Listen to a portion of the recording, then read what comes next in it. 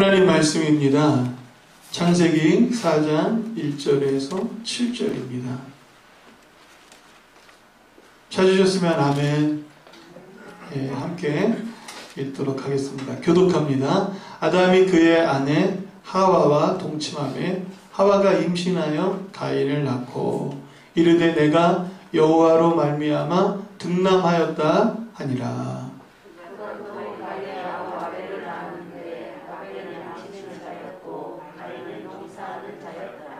세월이 지난 후에 가인은 땅의 소산으로 제물을 삼아 여호와께 드렸고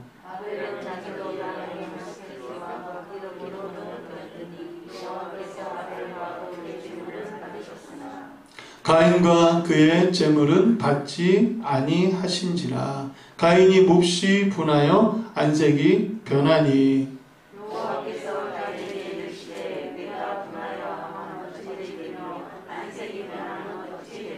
같이요. 내가 선을 행하면 어찌 낯을 들지 못하겠느냐. 선을 행하지 아니하면 죄가 문에 엎드려 있느니라.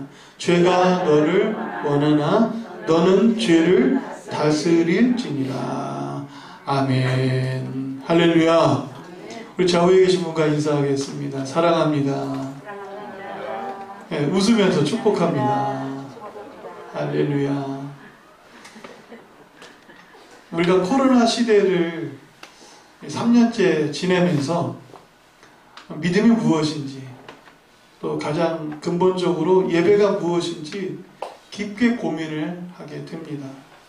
지금 현장 예배를 못 드리는 사람들이 많고요. 또 온라인 예배를 드리는데 그 예배를 통해서 은혜를 받기보다는 마음의 공허함을 느끼는 사람들이 많거든요. 그래서 예배가 장소나 시간, 어떤 정성, 이런 외적인 요소들도 있겠지만 사실 진정한 예배가 무엇인지를 우리가 살펴보면서 우리가 처한 현실에서 진정한 예배를 드릴 수 있는 영적 훈련이 필요하다 생각됩니다. 그렇기 때문에 오늘 아벨의 제사를 통하여서 진정한 예배가 무엇인지 한번 살펴보는 시간을 갖고자 합니다. 우리가 잘 알듯이 가인의 제사와 아벨의 제사를 하나님께 올려드렸을 때 하나님은 가인의 제사를 받지 않으셨고 아벨의 제사만 받으셨습니다. 왜 그렇게 하셨을까요? 거기에서부터 우리 말씀의 의미를 찾아보려고 합니다. 자, 이것을 이야기하기 전에 조금 전 이해를 위해서 창세기 3장의 이야기를 하려고 합니다. 창세기 3장에 보면 이제 아담과 하와가 하나님의 말씀을 어기고 범죄하고 타락하게 되는 장면이 나옵니다. 그때 하나님께서 행하시는 말씀이 있어요. 여기에 저주의 말씀이 있는데 잘 기억하셔야 됩니다. 하나님께서 저주하실 때 누구를, 무엇을 저주하셨을까요? 자, 사람이 저주의 대상이었을까요? 죄를 짓고 범죄했기 때문에 인간이 저주를 받았을까요? 하나님으로부터? 아닙니다. 우리가 거기서 잠깐의 착각을 하는데 저주는 뱀이 받았어요. 뱀. 그리고 인간의 죄로 말미암아 땅이 저주를 받았습니다. 인간은 죄로 말미암아 하나님을 떠나게 되었고 정령 죽으리라라는 하나님의 말씀 앞에서 인간은 고통 속에 빠져들었던 것이죠. 하나님이 그런 인간을 향해서 또 저주를 퍼부으시면 인간은 가능성이 없게 됩니다.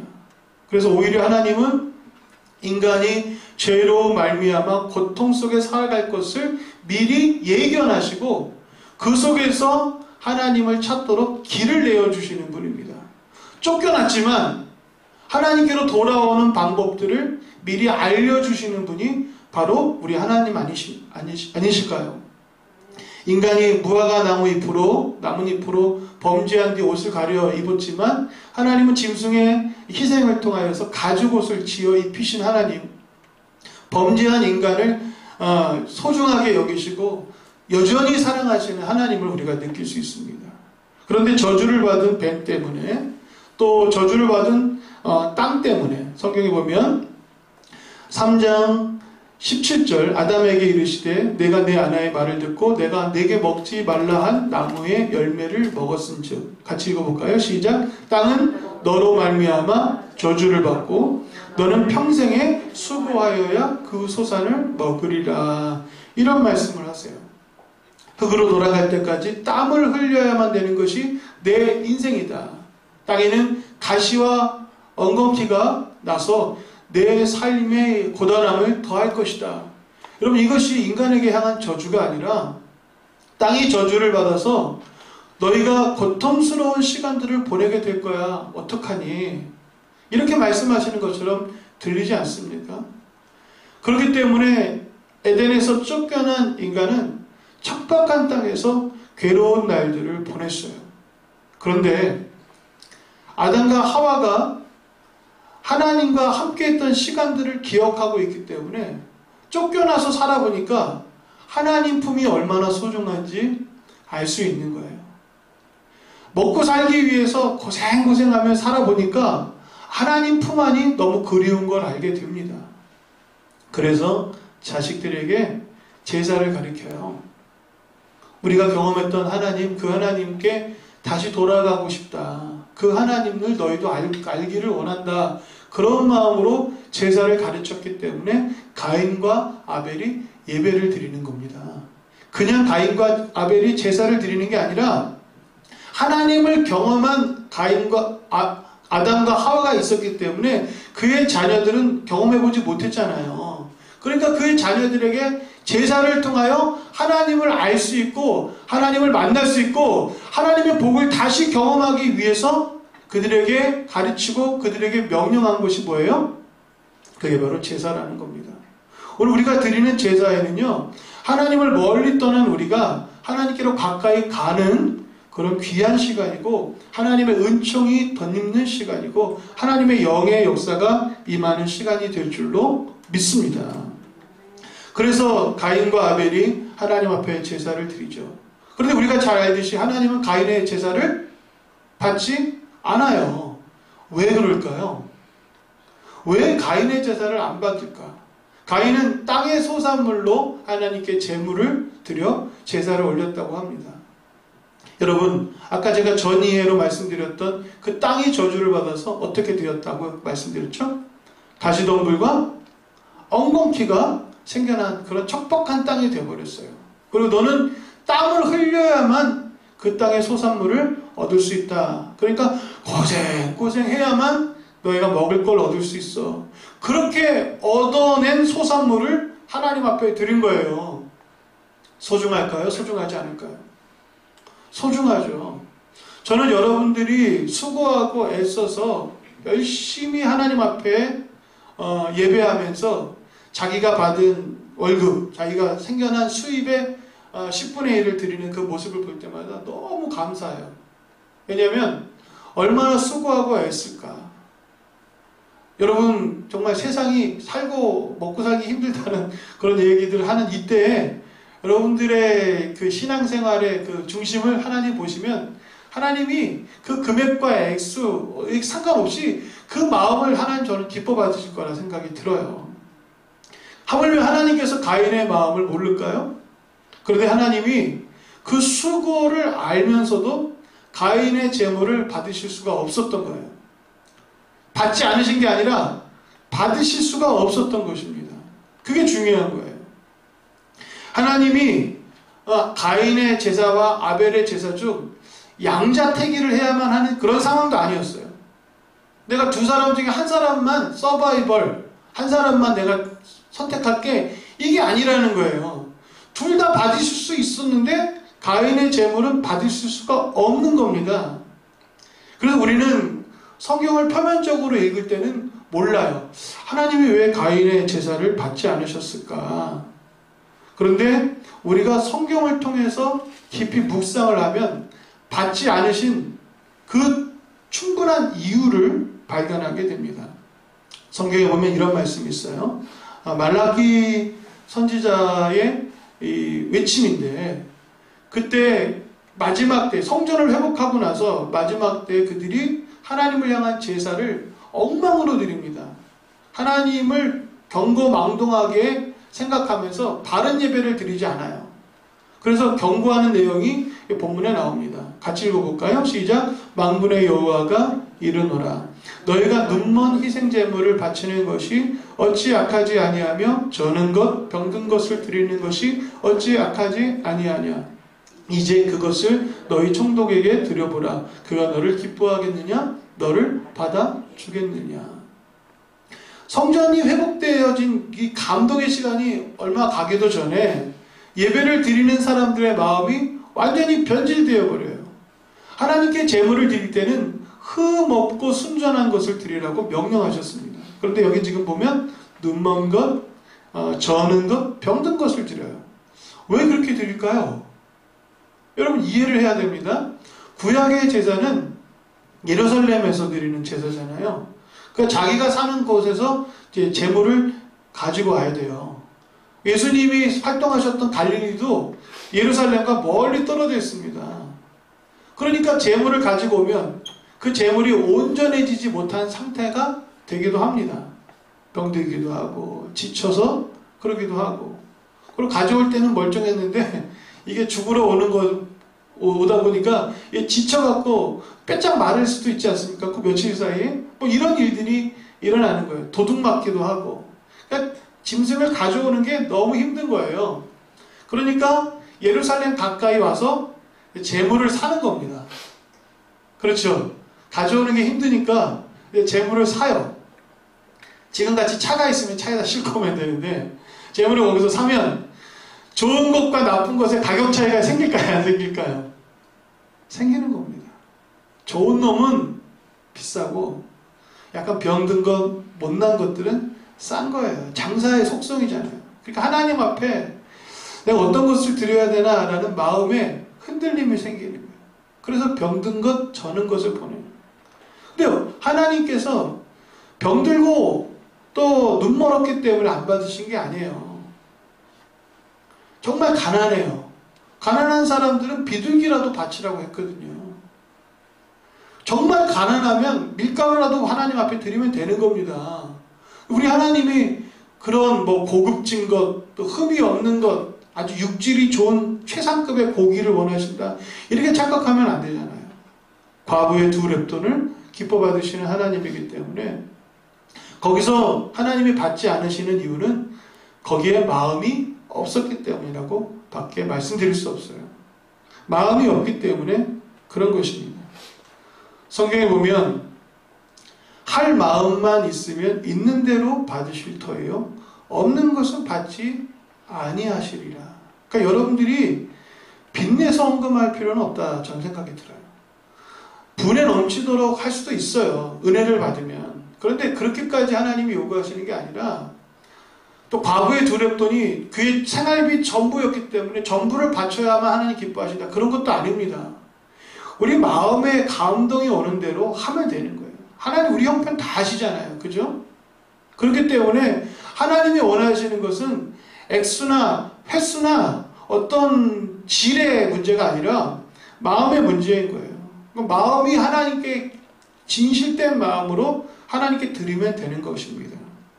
근데 가인에게는 그런 마음이 없었던 거죠. 그러면 그가 드린 땅의 소산물이 하나님 앞에 올려드렸을 때 억지로 하는 마음이었나? 억지로 하는 마음이 어디 있어요? 그런 표현은 없습니다. 하기 싫은데 그냥 막 엄마 아빠가 아담과 하와가 막 다그치니까 그냥 억지로 와서 예배드리는 그런 모습이었나? 아닙니다. 성경이 말하는 바는 뭐라고 말하냐면 7절 말씀에 이런 표현이 나옵니다. 가인의 제사를 받지 않으니까 가인에게 즉각적으로 반응이 일어나요. 어떤 반응이 일어납니까? 분노가 일어나는 거예요. 분노가 일어나고 아벨의 제사를 받았다는 사실에 그 분노를 누구에게로 향하여? 아벨에게로 향합니다. 그러니까 분노가 일어나고 그 분노를 아벨에게로 향하여서 하나님이 경고하시는데, 죄가 내 마음에 있지만 너는 죄를 지으면 안 된다 라고 말씀하세요. 그러니까 예배를 통하여서 가인의 마음이 드러나는 거예요. 가인이 제사를 하나님 앞에 상달되지 못했기 때문에 갑자기 생겨난 마음이 아니라 이미 가인의 마음속에 뭐가 있었던 거예요? 분노. 죄악, 이런 하나님이 함께 할 수 없는 그런 마음들이 그 안에 가득했기 때문에 그가 하나님께 드리는 제물도 온전한 것이나 구별된 것이 아니라 하나님 앞에 드렸겠죠. 근데 하나님 받으실 수가 없는 겁니다. 그 마음이 합당하지 않았기 때문에. 그래서 하나님이 거절하고 나니까 그의 본색이 드러나는 것이 바로 7절의 말씀입니다. 분노가 일어나고 죄가 일어나고 악한 것들이 막 솟아나는 그것이 예배의 실패로 드러난 감정이 아니라 예배드리는 예배자의 마음속에 내재되어 있었다라는 거죠. 여러분, 오늘 우리들의 마음이 그래서 중요한 것입니다. 예배드리기 전에 우리가 참회의 기도를 드리잖아요. 여러분들이 기도를 하고 제가 여러분들에게 하나님 이 깨끗한 마음을 받아주옵소서라고 제가 하나님께 여러분들을 향해 중보하는 시간을 또 갖는 겁니다. 여러분들 스스로가 예수님의 보혈 앞에 정결해지기를 원합니다. 내가 고백하기를 원하고 고백하지 못하는 것도 그리스도의 크신 사랑으로 용서해 주옵소서라고 기도하는 여러분의 기도 위에 저 또한 여러분들을 향하여 하나님 앞에 중보하고 예수 그리스도의 보혈이 덮어져서 여러분들의 예배가 온전한 예배가 되는 역사가 일어나는 것입니다. 할렐루야. 그렇게 예배하고 계시죠? 그런 예배를 하나님이 받으신다라고 성경은 말합니다. 그러면 왜 아벨의 제사는 받으셨을까요? 아벨에게는요, 믿음이 있었어요. 참 중요한 표현입니다. 하나님께서 아벨의 제사를 받았을 때 성경은 이렇게 말해요. 히브리서 11장 4절 시작. 믿음으로 아벨은 가인보다 더 나은 제사를 하나님께 드림으로 의로운 자라 하시는 증거를 얻었으니 하나님이 그 예물에 대하여 증언하심이라. 그가 죽었으나 그 믿음으로써 지금도 말하느니라. 자, 아벨의 제사는 어떤 예배였다고요? 믿음의 예배였다라는 거예요. 근데 가인보다 더 나은 믿음이지 여러분 완전한 믿음은 아니었어요. 여러분, 아벨이 하나님을 뵙지 못했습니다. 근데 어떻게 완전한 믿음을 갖고 있겠습니까? 불완전하죠? 아담과 하와로부터 들었던 이야기를 중심으로 하나님을 가슴속에 품은 겁니다. 직접 눈으로 본 사람과 들은 사람과 어떻게 여러분 그 그림이 완전해지겠습니까? 그렇기 때문에 들은 말씀만으로도 하나님이 그런 분이었구나. 난 하나님을 배우지는 못했지만 하나님 만나고 싶어. 하나님이 그렇게 큰 복을 에덴에서 주셨다고요? 저도 그런 큰 복을 받고 싶어요. 하나님이 말씀하실 때는 우레와 같았다고요? 나도 그 음성을 듣고 싶어요. 그런 믿음이 아벨의 마음속에 있었기 때문에 정성을 다하는 그런 마음이 그 안에 생겨났고, 그래서 아벨의 제사는 믿음으로 드린 제사였는데 특별히 구별되어서 예배를 드리는 그 모습을 볼 수가 있습니다. 그래서 아벨의 믿음의 중심에는 뭐가 있느냐? 구별됨이 있습니다. 따라하겠습니다. 아벨의 믿음의 중심에는 구별됨이 있다. 자, 아벨의 믿음은 무엇으로 특징 지어지냐면 구별됨입니다. 그러니까 오늘 우리의 예배도 진정한 예배가 되기 위해서는 구별되어야 되는 거예요. 자, 성경을 보면 가인은 땅의 소상으로 제물을 삼아 하나님께 드렸습니다. 땅도 척박한 땅이고 고통스러운 땅이었지만 수고의 땀을 흘려서 얻은 거였어요. 그럼에도 불구하고 하나님 받지 않으신 이유는 그의 마음이 하나님께 드려지지 않기 때문에, 하나님과 상관없는 악하고 분노하고 죄짓는 모습이었기 때문에 예배가 예배될 수 없었지만, 아벨의 제물은 하나님 앞에 양의 첫 새끼와 그 기름으로 드렸다, 이렇게 말합니다. 첫 새끼라는 건 뭐예요? 장자, 처음 것을 구별해 드리는 거예요. 그래서 구약에는요 11조가 처음 것을 구별해 드리는 게 11조의 개념에 더 가까웠습니다. 물론 가난한 사람들을 위해서 밭에 이 귀퉁이를 베어내지 않는 그런 모습들을 행하기도 했고요. 레위인들을 위해서 10분의 1을 나누는 일들을 하기도 했지만, 사실 모든 것보다 중요한 것은 처음 것을 구별해 드리는 것이 사실은 믿음의 중심에 있었다라고 말할 수가 있어요. 이게 아벨이 시작하는 거죠. 처음 것을 하나님께 드려요. 그게 소중한 겁니다. 그런데 그 첫 새끼와 기름을 드리죠. 여기서 말하는 기름이라는 것은 기름진 것을 말하는 거예요. 그러니까 살이 찐 것을 말하는 거예요. 우리가 고기를 고를 때 여러분 2+A 뭐 이런 거 기름이 마블링이 잘 돼 있는 거잖아요. 살찐 짐승이 좋은 겁니다. 그래서 하나님께 많은 고기들 중에서 처음 것을 드렸고 그 처음 것에 이 살찐 양의 기름을 하나님 앞에 구별되게 드려요. 하나님이 고기를 좋아해서가 아니죠. 당연히 여러분들 아실 겁니다. 그렇게 구별되어 하나님 앞에 예배를 드렸으니까 하나님이 기뻐 받으시는 거예요. 오늘 우리 예배도 그렇습니다. 우리가 주일이라는 날을 구별해서 드리는 거예요. 아멘. 그리고 이 11시 예배를 드릴 때 우리가 그 시간을 구별해서 드리는 겁니다. 그러니까 날과 시간을 구별해서 드리는 거예요.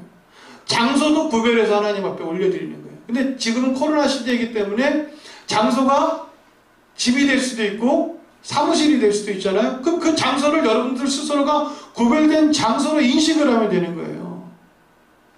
여러분, 기도의 골방이 교회가 되기도 하고 여러분 침상이 되기도 하지 않습니까? 그러니까 구별되어져서 하나님 앞에 예배를 드리는 거예요. 그렇게 구별된 마음으로 예배를 드리니까 하나님께서 그의 예물을 받으셨죠. 완벽했기 때문에 받으신 게 아닙니다. 완벽하지 않아서 가인의 제물을 받지 않으신 것도 아니에요. 부족하지만 그 안에 믿음을 담고 마음을 담았기 때문에 하나님이 그의 제물을 받으셨습니다. 우리가 예배를 드릴 때 가장 중요한 것은 무엇일까요? 오늘도 제가 예배의 부름을 여러분과 함께 고백하고 선포할 때 이렇게 말씀드렸어요. 같이 읽어볼까요? 시작! 하나님은 영이시니 예배하는 자가 영과 진리로 예배할지니라. 영과 진리로 예배하는 것, 그게 믿음입니다. 그래서 믿음은 첫 번째 구별되어 드리는 것이고 두 번째 영과 진리로 예배하는 것입니다. 영과 진리라는 것은 성령으로 예배해야 한다라는 거예요. 그러니까 오늘 우리가 드리는 예배 가운데 성령의 역사가 있어야 하는 것입니다. 우리가 찬양하면 마음이 뜨겁죠? 기도할 때 여러분들 기도가 잘 된다라는 개념, 물론 잘 안 될 때도 있어요. 그럼에도 불구하고 하나님의 영이 역사하십니다. 그래서 여러분들의 그 애쓰는 마음도 하나님 받으셔요. 그리고 여러분들이 힘들고 애써할 때마다 성령은 더 여러분을 위해서 탄식하시고 기도를 하시는 줄로 믿습니다.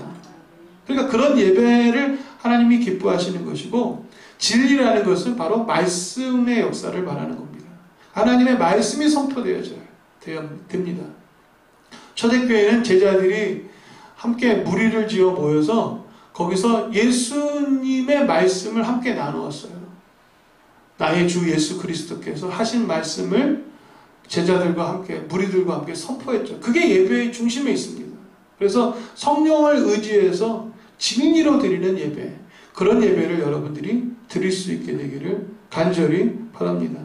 세 번째 믿음의 예배는 하나님과 함께하는 예배입니다. 그러니까 하나님이 어떤 분이신가를 인식하는 바른 이해로부터 진정한 예배가 시작되는데, 성경에 보면 시브리서 11장 6절 같이 읽어볼까요? 시작! 믿음이 없이는 하나님을 기쁘시게 하지 못하나니 하나님께 나아가는 자는 반드시 그가 계신 것과 또한 그가 자기를 찾는 이들에게 상 주시는 이심을 믿어야 할지니라. 아멘. 이게 믿음이라는 거예요. 여러분, 믿음은 소망이 가득한 게 믿음입니다. 사랑, 믿음, 소망, 우리가 이야기할 때 우리가 갖는 믿음 안에는 소망이 있어요. 그래서 사랑을 행할 수 있게 되는 것입니다. 할렐루야. 아벨이 가진 믿음은요, 이 예배를 통하여서 하나님이 나를 찾으셨구나 는 그런 믿음을 가졌어요. 그리고 하나님과 만나게 되면 하나님이 반드시 나에게 복을 주시는구나 라는 사실을 그가 믿었어요. 그런 믿음으로 예배를 드린 겁니다. 스스로 그걸 어떻게 합니까? 그렇잖아요? 여러분, 하나님이 보이지 않는데 스스로 그걸 어떻게 알아요? 하나님의 존재를 어떻게 알고, 하나님이 자기를 찾는지 어떻게 알고, 또 하나님께 나아가는 자는 하나님이 상 주시는 걸 어떻게 합니까? 어떻게 알았을까요? 아담과 하와가 가르쳤죠. 아담과 하와는 하나님과 함께 동행하던 시절이 있었잖아요. 물론 범죄하고 타락해서 에덴에서 쫓겨났어요. 쫓겨나고 나니까 그때가 좋았구나. 생명나무를 그 화염의 불로서 가리워서 도대체 돌아갈 수 없게 만들어 놓고 나서는 찾는 것을 포기하고 어떻게 하면 하나님이 우리의 곁에 와 계시도록 우리가 하나님 앞에 몸부림치며 하나님을 만날 수 있을까라는 그런 고민을 하겠죠. 900몇 년을 아담이 살았는데 하나님 없이 살아가는 시간 동안 그런 고민을 왜 안 했겠습니까? 어떻게 하면 하나님과 함께 할 수 있지? 하나님이 그때 거기 계셨던 그때의 아름다운 추억들을 가슴에 품고 있으면 계속 넋두리처럼 얘기했을 것 아닙니까? 자식들한테. 그래서 생각을 한 거예요. 여러분, 어떤 남자 여자가 집안의 반대를 무릅쓰고 사귀었고 결혼을 하니까 결혼을 못하게 해요. 그래서 몰래 도망쳐서 둘이서 살림을 차려서 살았어요. 그러다가 자식이 생겼어요. 자식이 생기니까 그 자식을 앞세우고 화난 부모님한테 찾아가는 거예요. 그러면 부모가 어떤 감정을 가질까요? 내가 허락하지 않는 결혼을 해서 그렇게 살았어 라고 화가 나다가도 애기들 보면 어떨까요? 마음이 풀어지죠. 물론 저는 아직 재원아 그러면 안 돼. 예. 이렇게 그런 경험을 한 건 아니지만 자식을 앞세우고 부모에게로 나아가는 그 마음을 제가 부모가 되니까 이해가 될 것 같아요. 하나님이 그렇게 어떻게든 그들에게 복 주시고 받으시려고 했던 것 아닙니까? 아벨이 제사를 드리고 예배를 하는 그 마음의 중심에 그 하나님 나도 만나고 싶어요. 그 하나님의 크신 복과 은혜를 이 고통스러운 땅에서 경험하고 싶어요. 인생은 너무나도 힘들어요. 하나님이 아니고서는 살아갈 방법이 없어요. 그런 마음으로 하나님 앞에 드리는 예배를 하나님 받으신 거예요. 그런데 가인은 하나님이 어딨어? 말 같지도 않은 소리 하지 마. 하나님이 사랑이시라면 우리에게 이런 고통을 주실 리가 없잖아. 온통 불평과 불만으로 하다가 억지로 드리는 예배를 하나님 어떻게 받으시겠습니까? 그러다 보니까 가인의 마음속에 있었던 분노와 그 악한 것과 죄악된 것들이 아벨을 향하여 솟구쳐 나오면서 아벨의 피는 의로운 피가 되고 거룩한 피가 되죠. 그렇게 끝난 것 같습니까? 아닙니다. 그렇게 끝나지 않아요. 이야기는 아벨의 뒤를 이어서 셋이라는 아들이 나오잖아요. 그리고 그 셋이라는 아들로부터 쭉 믿음의 계보가 시작됩니다. 그래서 셋이라는 이름부터 그 뒤로 나오는 많은 이름들이 거기에 에녹도 나오고 노아라는 이름도 나오는데 믿음의 자손들이 쭉 나와요. 그래서 심판하실 때 구원자의 역할로서 노아의 방주를 짓거나 그 방주를 준비하거나 하나님과 동행하는 삶을 살거나 하나님을 찬양하는 이름으로 살아가는 셋의 후손들이 쭉 나옵니다. 그래서 그 아벨의 피는 그냥 헛되지 않고 그 피로 말미암아 구원의 역사가 일어나는 하나님과의 관계가 회복되어지는 하나님께서 아담을 돌아보시는 놀라운 역사가 그의 삶 속에 다시 시작되는 것을 보면서 예배는 그렇게 하나님께서 복 주시고 하나님께서 우리의 삶 속에 개입하시는 축복이구나 라는 것을 깨닫습니다. 이와 같은 은혜가 여러분의 삶 속에 있고 이런 진정한 예배를 여러분들이 드릴 수 있게 되기를 간절히 축원드립니다. 기도하겠습니다. 하나님 앞에 진정한 예배를 드리기 원합니다. 믿음으로 구별된 예배를 드리기 원하고 영과 진리로 예배하기 원하며 하나님 앞에 참된 찬양을 올려드리며 상 주시는 분이심을 믿고 하나님을 느끼며 믿음으로 나아가기를 원합니다. 가인은 마음이 없었습니다. 그 안에 죄가 가득했습니다. 그러나 주여 우리의 마음을 붙잡아 주시고 우리의 죄를 용서해 주시고 깨끗한 심령으로 예배하도록 인도해 주셔서 예배의 기쁨이 충만하게 하옵소서. 예수님의 이름으로 기도합니다. 아멘.